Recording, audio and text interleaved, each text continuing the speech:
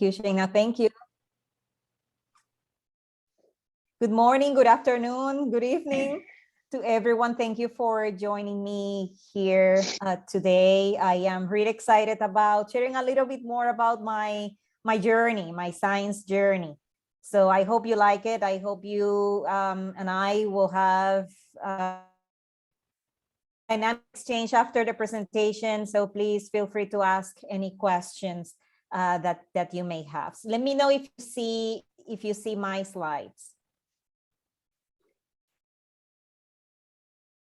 Looks good. Excellent.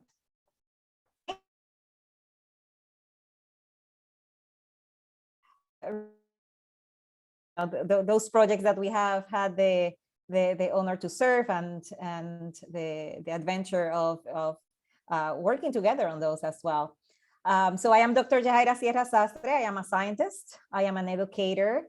And today I am going to share a little bit more about my science journey from the nano world to planet Mars. You can find me in social media as Jarinaut, Twitter, Instagram, Facebook. I usually use Facebook for my Hispanic audience. So if you hablas español y te gustaría conocer más sobre mí, me puedes seguir en Facebook, porque pues en Facebook pues posteo muchas cosas en español. Okay. So I am a Boricua as well. And every time I have a presentation, I like, shouting that to the world. And the reason for that is because I owe my island of Puerto Rico, who I am today, and the scientist that I have become. That's a beautiful picture of my hometown of Arroyo, the place where I was raised, the place where I fell in love with the universe. So you can see beautiful mountains, next to the Caribbean Sea. So that's the place where the scientist was born. And it didn't matter if it was the science under the blue sky or above it. I just fell in love. I fell in love with the universe. I fell in love with discovery, with adventures in what was my playground, right? That was my playground. And today, I have the honor to serve and serve as a project manager, engineering project manager at NASA, specifically the NASA Glenn Research Center in Cleveland, Ohio. And working for NASA, it was, it's a dream come true. Back when I was little, like as many of us here in the room, I was fascinated by the documentaries of the first man on the moon, about spaceflight missions. I told myself, yes, you want to be an astronaut. I wanted to be an astronaut someday. And I had this dream of working for NASA. And now at NASA, I am leading spaceflight projects, working with rovers, like big stuff. And as you will learn in this presentation, because I am going to share a lot more about my background, I am a nanotechnologist. I am a nanomaterials scientist. My training, my formal training in science is in the field of, things and materials that you cannot see with your naked eye. And somehow I have ended up working for projects where I have to deal with the macro scale, with the big stuff, like rovers that will be sending to the moon and Mars. And you will learn a lot more about that later on. And I owe my place at NASA these days to all these experiences, all these life experiences, professional experiences, diverse experiences that I have had. I consider myself a scientist with many suits. So over the course of my career, I have worn bunny suits when I used to do nanotechnology research in clean room environments. I have also worn simulated spacesuits.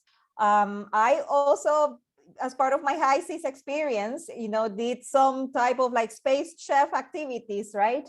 Evaluating and analyzing future space food systems for missions to Mars. And as a science educator, before being a scientist, I was a teacher, and I will tell you a little bit more about that. So I was a high school chemistry teacher. So I have this passion for science, for education, science communication. And somehow wearing all these suits, having the opportunity to serve in all these different types of roles, prepare me to the role that I am serving today. And to give you a little bit more of a snapshot of my academic career, because certainly it has not been a traditional path. It has not been a straight path. I started my academic career back in Puerto Rico at the University of Puerto Rico, Mayagüez. I started in engineering, then switched to chemistry thanks to my general chemistry professor, my freshman chemistry professor. She had this ability to explain chemistry concepts that I can tell you, I could see molecules all around me. So I just fell in love with chemistry. I fell in love with chemistry and decided to pursue a major in chemistry. But I was also very inspired by her ability to teach. And also, I believe the influence from my mother, who was a teacher for many, many years, inspired in me or instilled in me a curiosity for the science of teaching, the science of education, how we could teach and communicate science and teach science in a way that is engaging, in a way that is relevant, in a way that students will get excited about. So besides working on my bachelor's degree in chemistry, I also finished a certification, teaching certification. And I launched I landed my first job at my former high school. So I graduated from university, and then my very first job was as a high school chemistry teacher. So you see me there at 22, I think, 22 years old, with these high school students, some of my high school chemistry students. And it was a great experience. It was a great experience. So serving as a teacher in the public educational system of Puerto Rico in my former high school, I really enjoy my teaching job. But it was a temporary position. Back then, there were not that many open positions for chemistry teachers open in that area. It was a temporary position. So at the end of the academic year, I had to ask the question of, okay, what's next? What should I do? Now I need to try to figure out, what I do next. And in me, there was still this curiosity about exploring research. I mean, most people nowadays, right? We know that most students in STEM, they will do, or they will have some sort of research experience throughout their college college career. In my case, I had none. I had zero. I don't know if it was, a situation, with, lack of internet access at that time, that I could not even I don't remember even being aware that was a thing, that was those were opportunities available for me. So I didn't get any research experience during my college years. Most of my research experience was in high school and in middle school when I was participating in science fair projects. So after that year as a teacher, I decided to look, and back then it was Yahoo, I mean, the browser that we would use, the search engine. So I started looking for research experiences for teachers. And that's how I found out about this summer research experience for teachers program at Stanford University. And that was a very big deal for me. Why? Because it was my first time leaving my island. My first language is Spanish. Back then, I was not fluent in English at all. I mean, when I tell you that I was not fluent in English, I was not fluent in English. But I said, let me apply and see what happens. To my surprise, I mean, I got selected, got there. Wow, what a tough experience in terms of, getting to understand people, but what an empowering experience I had. Because at the end of the summer, even with my limitations with English, I was able to do research. I was able to participate in research and contribute to research. I was able to write a paper and work on my poster for the end of the program. It was a very empowering experience. And after that, I said, hey, you can do this. You can go to an Ivy League. You can do research at you were able to do research at one of the main institutions in the mainland. You can do this. So I went back to Puerto Rico and started taking courses, so that graduate courses, since I was out for a few years. I was out from school, so I went back to school, started taking graduate courses in chemistry, started knocking on doors, and found a wonderful professor and mentor, Carlos Cabrera, who opened the doors of his lab. And there I started doing nanotechnology research with applications in space. So that was the first time I was able to kind of like make a connection between an area of research that I was just starting to learn about nano stuff and space. And that research experience really prepared me to then apply for graduate school in the U.S. mainland. I really wanted to continue, improving my English speaking skills, and I just had this. I don't know. I had this desire for an adventure, to go and have an adventure. As an islander, I just wanted to go out and explore the world. And I decided to go also very big. I said, okay, if I am going to leave my island to do graduate studies, let me apply to the Ivy Leagues. And I was able to convince them. And I can say that my unique non-traditional background, I think it appealed to my school. And I ended up being accepted at Cornell University. And during those 5 years, I basically spent 5 years there at my alma mater, Cornell, just doing research. I mean, I was really focused on the goal of you have to finish this degree. You are not going anywhere. And I wanted to be successful throughout my graduate school career. So I, at the end, graduated with a PhD in nanomaterials from Cornell. And since you are a techie and nerdy audience, I would like to tell you a little bit more about nano stuff. But my intention is, not just lecture you about and bring in science jargon. I want you to see how everything seems to be interconnected. Because sometimes when I tell my story, and I just, give my elevator speech, some people are like, what? Like from nano to robots to rovers. And people don't necessarily get it the first time. But things are very interconnected.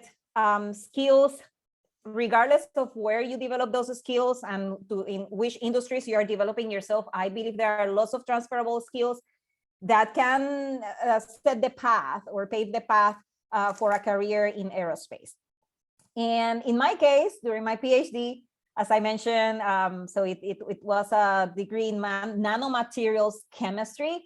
So to define a little bit what is that, so I was like an architect of small things. So I design materials at the atomic scale. I synthesize, make these materials in the lab. And then I would use, and this is what is kind of exciting for me, because back then it was like a sci-fi type of project. I would use biomolecular scaffolds, templates, natural biomacromolecules that you find in nature, and I would use them as templates to arrange those nanomaterials in very specific patterns and configurations and arrays that could be utilized in the nanotechnology world for other types of applications that are not bio-related, especially in the electronics field, as well as battery fields.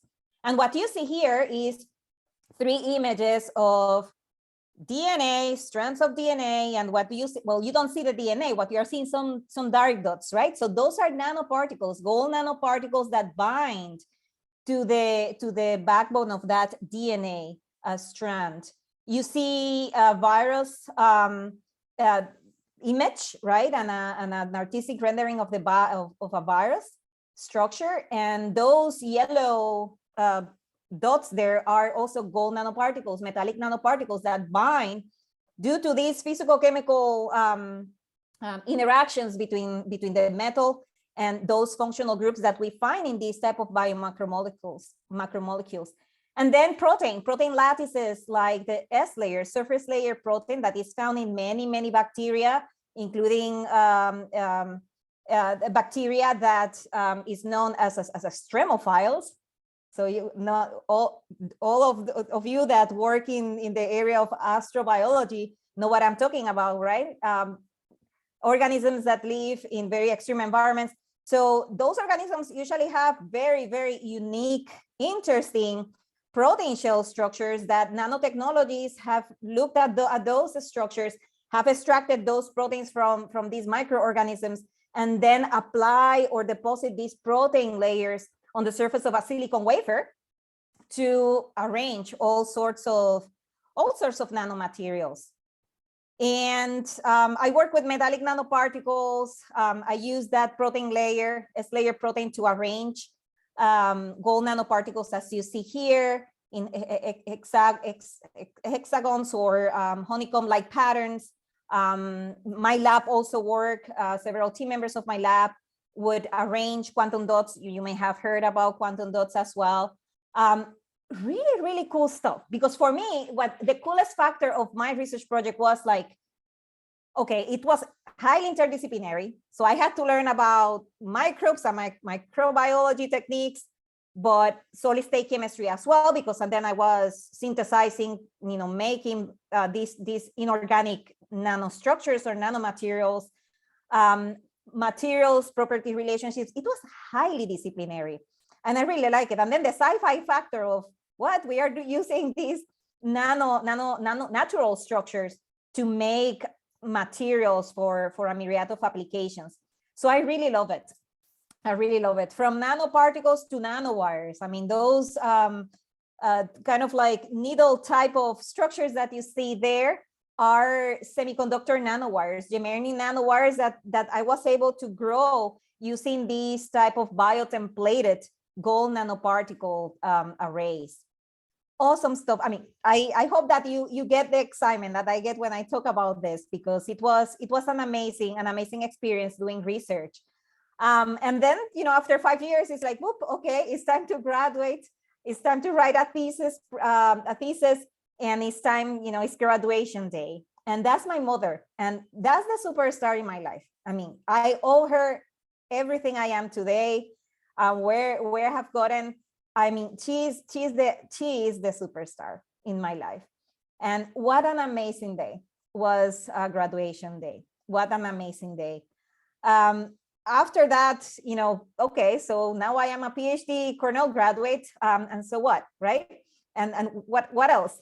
So after the PhD, all I had, at the moment was my nanotechnology toolbox. I was highly specialized in these different areas, from biophysical chemistry to surface chemistry, solid state chemistry, materials, synthesis, microscopy, nanotechnology, et cetera. So I started looking, okay, what's next in my career? I mean, it was time to work. It was time to find a job.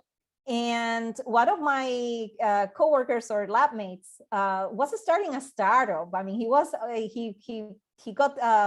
founded a startup at the moment, and it was a nanotech startup. And he asked me, would you be interested in joining the startup? And there were no like other opportunities in the horizon, and that one sounded very interesting. So I said, okay, hell yeah, let's do it. So I was working with him and I was the first full-time employee at that startup.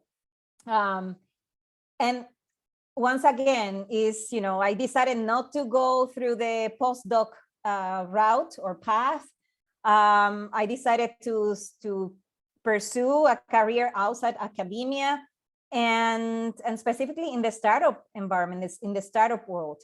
And I can tell you, like, I look back and I am like, yes, that was for me, that was the best decision that I could have taken, because I grew up I grew and developed as a scientist in ways like, that I never imagined. I mean, my creativity really really was like sparked like during those years, but not just science. I mean, I was able to be exposed to the business side of science, writing proposals to get funding, issuing, like drafting patent applications. I got a patent from the work that I conducted there.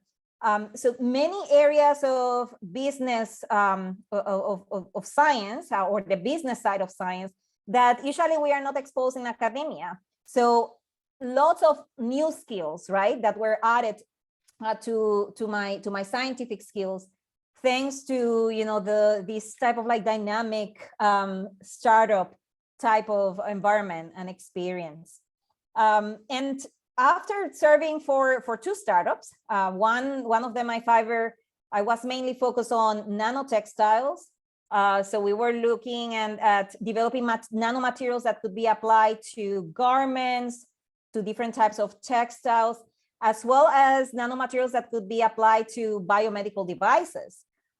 So that from there to Primet, where I serve as a contractor, as a microscopist, looking at nanomaterials that are being used for lithium-ion batteries.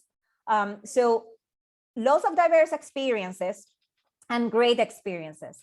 But by the end of 2013, it had been already like since 2004, like almost 10 years, just working on research and very, very, very focused on these professional goals and what I needed to do at the moment, that I can tell you that there was a time where I had to find myself in research. And what I mean with that is it was a moment where I realized that, I need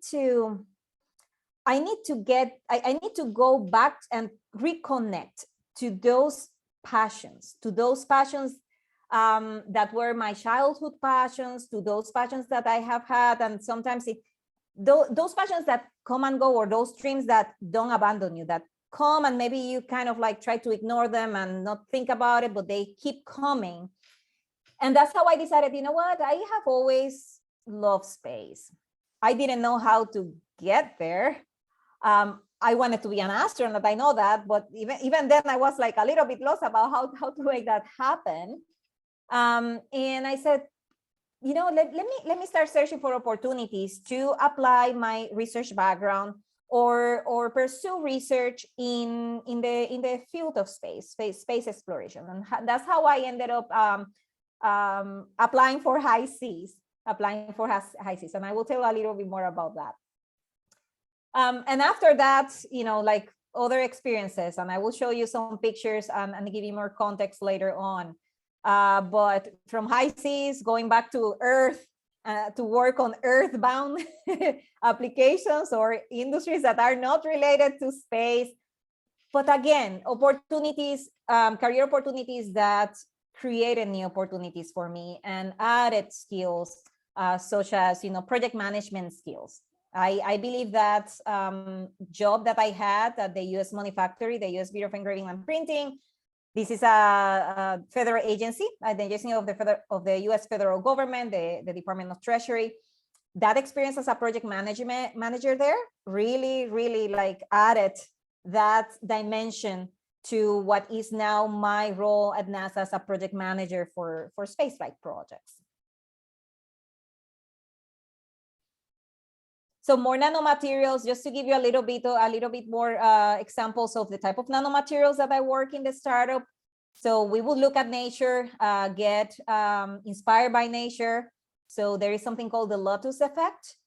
It's a leaf that you find in ponds.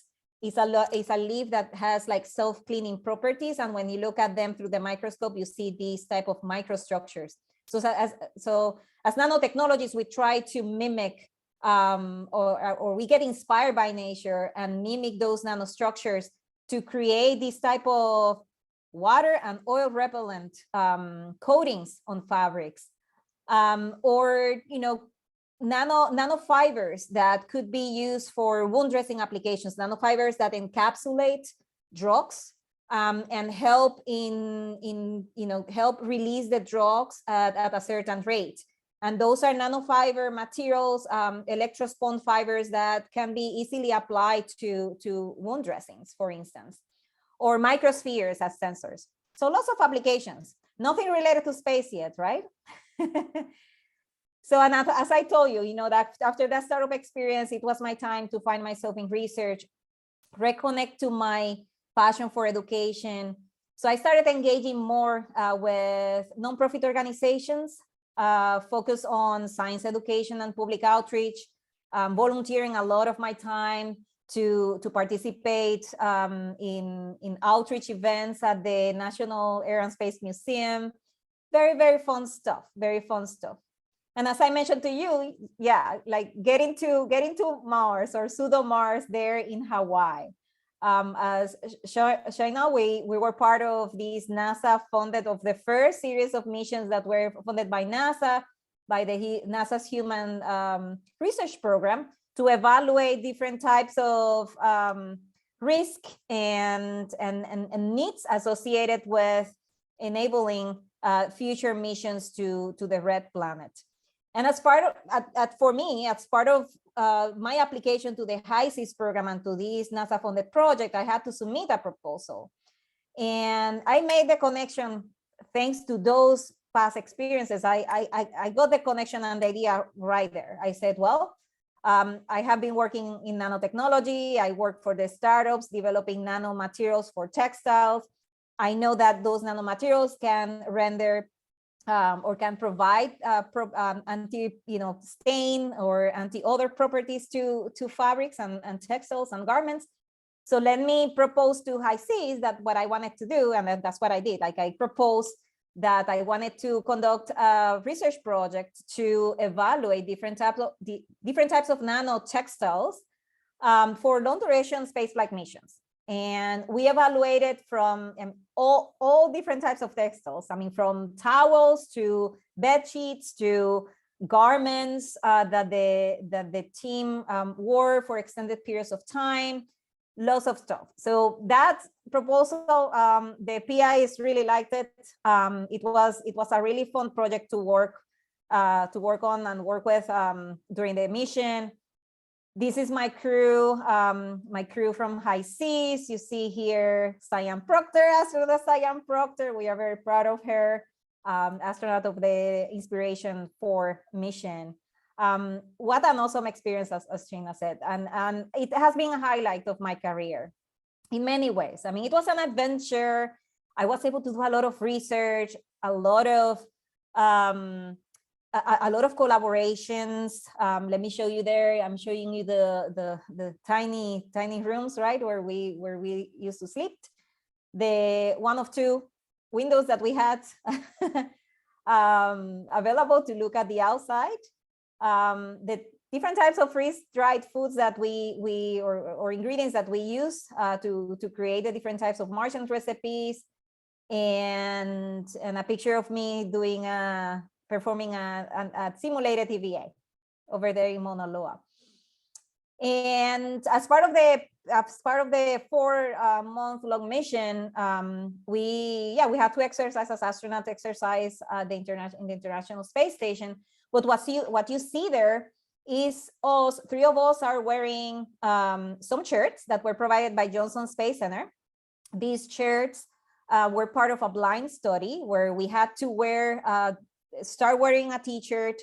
They provided us the order of what t-shirts we needed to wear, and those t-shirts needed to be worn day after day, during exercises. This was an exercise textile study, and some of the best performers flew to the ISS as part of a technology demonstration study.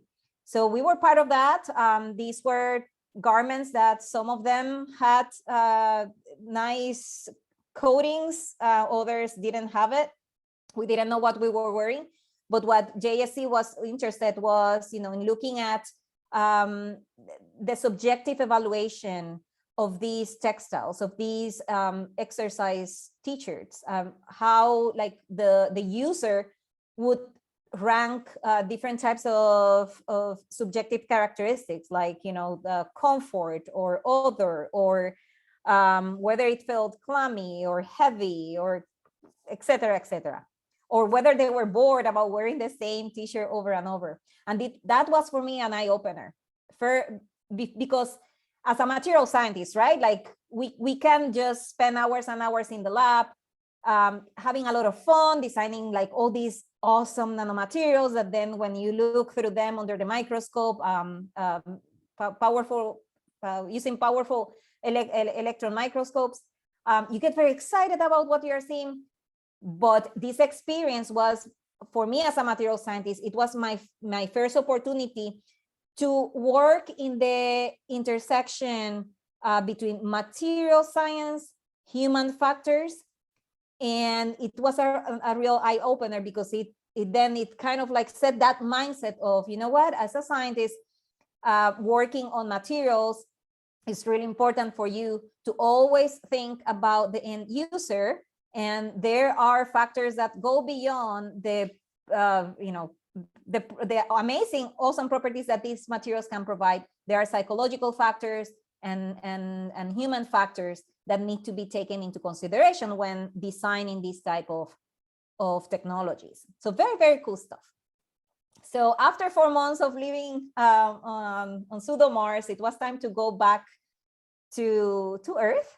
And I am not showing it here, but my first, like I worked for 1 year as a assistant professor or lecturer at CONY, the Center University of New York. And then after that, my husband and I wanted to just go to the next adventure. We had spent a lot of time in Ithaca, New York, where Cornell is. And we wanted to move out and just go to our next adventure. And that's how I ended up in DC, Washington, DC, working as a civil servant for the US federal government. And as I mentioned, my first agency that I served was the US Bureau of Engraving and Printing. This is the US Money Factory. That's the place there. That's the building where we print this. And people are like, what? We are printing paper money, but not that many people know that this paper money behaves like a cotton t-shirt. So it's a textile. And many of the anti-counterfeiting materials and anti-counterfeiting technologies that are present here need to take into consideration materials science principles about structure, microstructure, and light interactions to provide the user, to provide the cashier with some security features that will help the cashier make a determination about whether this bill is real or not. So not related to space, right? But it was an experience that exposed me to project management, since I had to lead different types of material science projects to develop the next generation of security features. But also it was a job that exposed me to science policy as well. So I was able to engage with the subcommittee for nanoscale science and engineering, NSET. It's a subcommittee of the White House Science and Technology Council. So getting exposed to that experience of working in DC and working as well at the intersection of science and policy, that was actually something really cool. And again, that set my path to NASA. So after 5 years working there, yes, I mean, I developed as a project manager, but once again, I had to find myself in my research, in my career, and reconnect to that passion for space. And that was the moment where I said, I really need to maybe start getting more like out there, telling the world, that yes, I want to work for space. I want to work for NASA. Started applying for NASA jobs, lots of applications. Okay. And it was at a conference where I met some NASA folks from NASA Glenn. And I decided, you know what, you cannot be shy anymore. Just tell these people that, hey, that you have been applying to NASA, that you have not been successful with the applications, but that, you know, and present yourself, just sell yourself. And that's exactly what I did. I met people, I met leaders from NASA that then introduced me to other people. And through those interactions, yeah, I was asked, yeah, send us your resume. And I guess I was at the right time in the right place, because at that moment, the agency was looking to fill a position for a project manager for the Mars spring tire project. So now it's like Mars, and you will learn about those spring tires soon. You will learn, you will see the connection. You will see the connection. So that's me, super happy in front of my NASA center, NASA Glenn Research Center. And as I mentioned earlier, yeah, now I am a project manager working for spaceflight projects for the Moon and Mars. This is an artistic rendering of, and what you see there is like a lot of action, you know, on the moon, what we envision to do at the moon when we go there. And you see different types of mobility systems, And as here as well, I mean, you see the lunar terrain vehicle, like a concept of a lunar terrain vehicle. And here in the background, you see the Viper, the Lunar Viper rover, that is a scientific rover that will search for water ice. And I am working on that one. So I was now introduced to this field of rovers and mobility systems, and Artemis and future missions to the Moon and Mars, and missions that will require different types of mobility systems, because we are going back to the moon to stay. We are going back to the moon to learn how to live there in preparation for our future missions to Mars. So there will be lots of activities, and many of those activities that will be needed to sustain life on the surface of the moon will require mobility systems, as I mentioned. So NASA, through the Artemis program, is preparing for Mars, and there will be several missions that will be sent to the moon. There will be these pre-Artemis missions, like the Viper rover. This is the Volatiles Investigating Polar Exploration rover. And again, this is my second project. My main project is the Mars spring tire. And 2 weeks after starting my job at NASA, I was asked, would you be interested?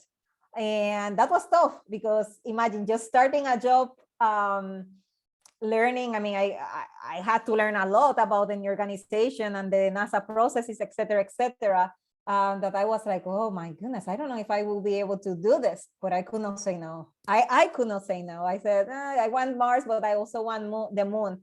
And what I told my supervisor was, you know what, I want to be exposed and serve as many spaces as I can.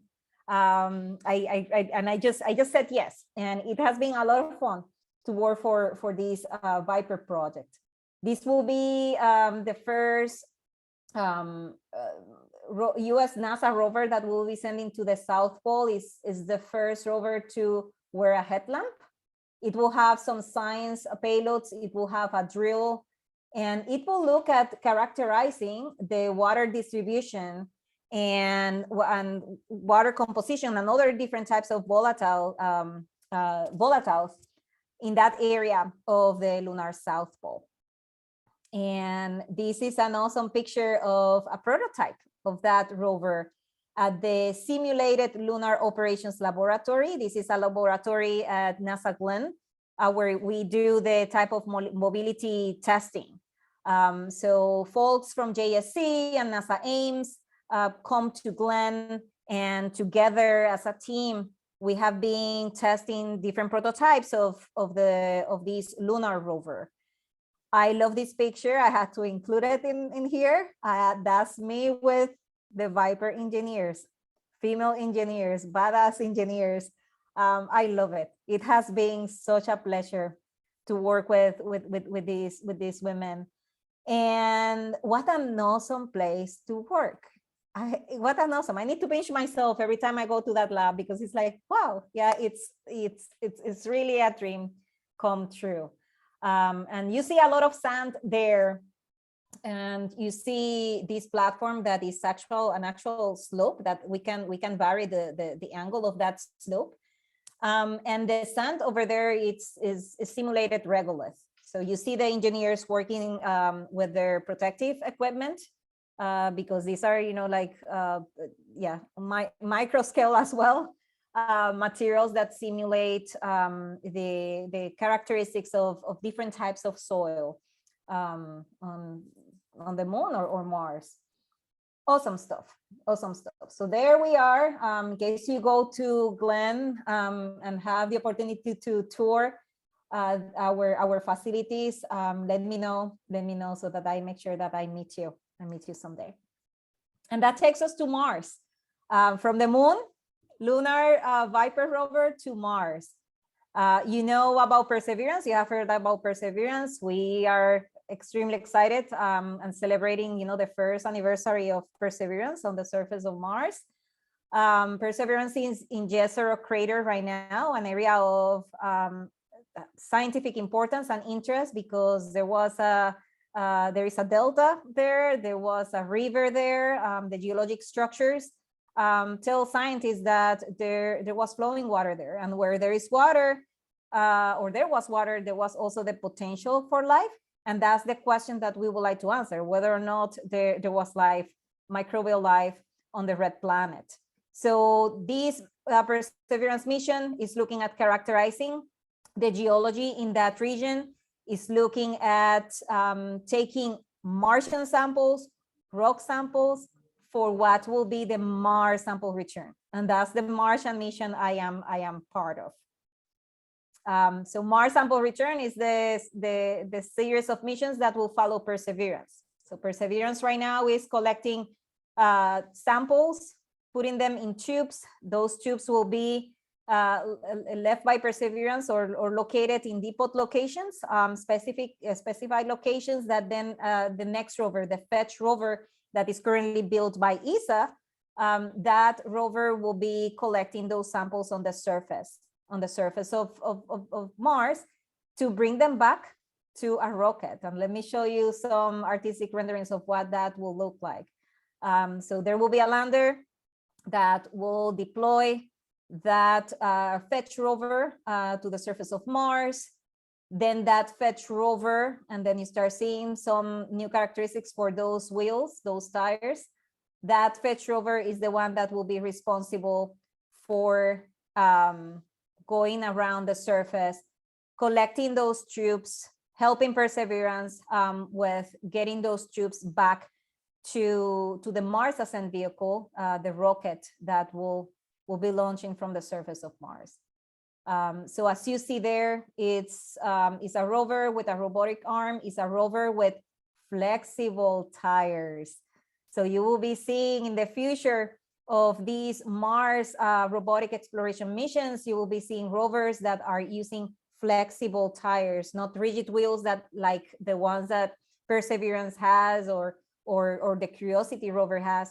And the reason for that is we have identified at NASA a technology need to create flexible tires that will help that rover traverse the harsh Martian terrain. Tires that are made of materials, I will tell a little bit more about that, that help those tires be more durable and help the rover overcome obstacles such as rocks.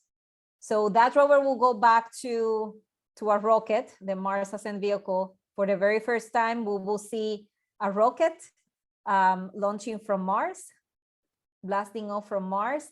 And that rocket then will go to the Martian orbit, where there will be a transfer of the sample container from one spacecraft to another, to then bring those samples back to Earth, bring the samples back to Earth for further analysis. We can do a lot on Mars right now. a lot, but a lot more can be done if we can start using molecular analytical tools to actually look, at the molecular characteristics of these samples, and with more definitive tools answer the question about whether or not we could find biosignatures in those Martian samples. Awesome stuff. And rovers, and what Jahaira is doing. Well, I am the project manager for the Mars Spring Tire. And these flexible tires, as I mentioned, are made of shape memory alloy materials that have an ability to reverse to its original state and shape, materials that have shown to be very durable at the extreme conditions, Martian conditions. So we have designed at NASA Glenn materials that can withstand the extreme environments of Mars. And what an awesome job, and what an awesome connection, because shape memory alloys, I have shape memory alloy experts in my team, but bringing, as a project manager, having that material science background has helped me as well, translate a lot of, of the concepts and be the communicator between, the administration, the administration team and scientific team, engineering team, etc. So very nice way of ending up, in this role that takes into account or is involved as well with the incorporation of novel materials for tire development. Awesome stuff. And to finish, so that we can go to the Q&A, I would love to have a conversation with you. Things that I have learned. I wanted to come up with three lessons that this Martian has learned throughout her career, and I would like to share those. I would say live a simulation. I feel that every stage of my career, I have needed to, and there is like a term for that, or a saying, like fake it until you make it, like, and not necessarily fake it, but I don't necessarily felt ready for all the jobs and different roles that I had to serve at different times in my career and my life. But I just play with it. I just live the simulation. I use the opportunity to then learn, as we learned during the HISIS mission. Let's just, work on that role, learn as we walk, and just get better and better at it. Live a simulation in your career, and be okay with being uncomfortable. Certainly, this type of career transitions, this type of career reinventions are not easy, and we can talk about that in the Q&A. Are not easy. They are painful. They were more difficult at the beginning, and with time and with experience and with just exposing yourself to uncomfortable situations, you start learning how to be comfortable with being uncomfortable. And you can manage, that uncomfortable feeling of just being exposed to either a new field of research or a new project outside your area of expertise. You just get more comfortable and more confident as well, because you know that, okay, if I did it in the past, I know that I can do it. I can partake on a new challenge. I can work with rovers. I can do it because I was able to do it in the past when I had to work those career transitions. And bring out the Martian within you. And with that, what I would like to say is, the moments I have been able, and the places in my life, in my career, in my profession, where I have been able to bring who I am, like the full Jahaira, who I am, my entire self to the table. Those are the moments where I have best served the mission at hand, and the moments where I have best served my organization. I am glad, and I can honestly tell you, these 2 years at NASA, these 2 years have been wonderful.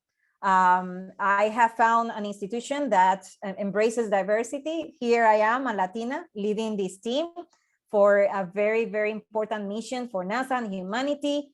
And I have just learned throughout this path, in my path in science, that you know what, you don't need to you don't need to pretend to be someone that you are not. You don't need to try to clone, or shape yourself to be like the people that that surround you, that you most often see. Just be yourself. And with that, I can tell you, I have learned that my biculturalism, those experiences in Puerto Rico, the people skills that I developed learning, growing in a community centered culture, all those things, I have brought those things to the table and put them to practice to better serve my teams.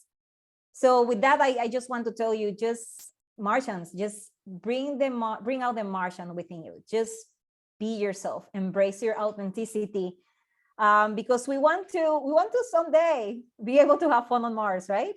We would like to see a future where we will actually go to Mars and rover Mars, and have fun in these other places in our solar system. So with that said, thank you for your attention, and then I am here for questions, to answer any questions. Thank you so much. I really, really appreciate it. Oh, that's a great photo of you. Would you like to tell everybody where you are in this photo, in case they don't know? Yes, that was in the Utah desert, as part of so the High Seas crew went to the Mars Desert Research Station in Utah, to kind of practice before our 4-month simulation. So there I am, just playing to be an astronaut, working and training to what was about to happen at the moment. That was a long duration mission with High Seas. I love that picture. I love that picture of it. Just seeing myself accomplishing that dream without escaping Earth, right? Awesome. Awesome. All right, everybody. So I'm going to turn off the recording so that people can freely and without any concern for becoming a YouTube star, ask their questions. So we're going to go ahead and stop the recording right